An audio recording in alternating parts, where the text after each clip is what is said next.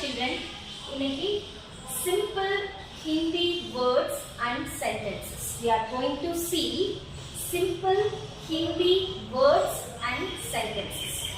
So, how to read simple word and how to make the sentences with the simple word. இப்போ நம்ம பார்க்க போறோம். First one, mind. How to pronounce this? Mind. So, mind அப்படிங்கிறதுக்கு English meaning என்னன்னா I, அதாவது நான் அப்படிங்கிறது அர்த்தம். Next, whom. கீழே உங்களுக்கு இங்க என்ன மாத்ரா கொடுத்திருக்கு? ஊக்கி மாத்ரா.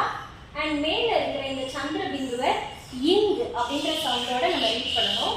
இது வந்து ஹா அப்படிங்கிற லெட்டர். அப்ப how to pronounce this? whom அப்படின்னு சொல்லணும். So, whom அப்படிங்கிறதுக்கு என்ன meaning? am. Next, tum. tum அப்படின்னா you. What is this? tum. So, tum அப்படிங்கிறதுக்கு மீனிங் என்ன? you. Next one, ho. How to read this? ho. So, ho அப்படிங்கிறதுக்கு என்ன meaning அப்படின்னா are.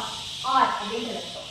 So, for example, my home அப்படின்னா I am. tum ho அப்படின்னா you are. So, இதை வச்சு நம்ம ஒரு சின்னதா ஒரு ஹிந்தி சென்டென்ஸ் எப்படி மேக் பண்ணலாம். For example, look at here. My Raja home. My Raja home. நான் ராஜா. அடுத்த வேர்ட் என்னது? அடுத்த sentence my Kavitha home. my Kavitha home. நான் கவிதா.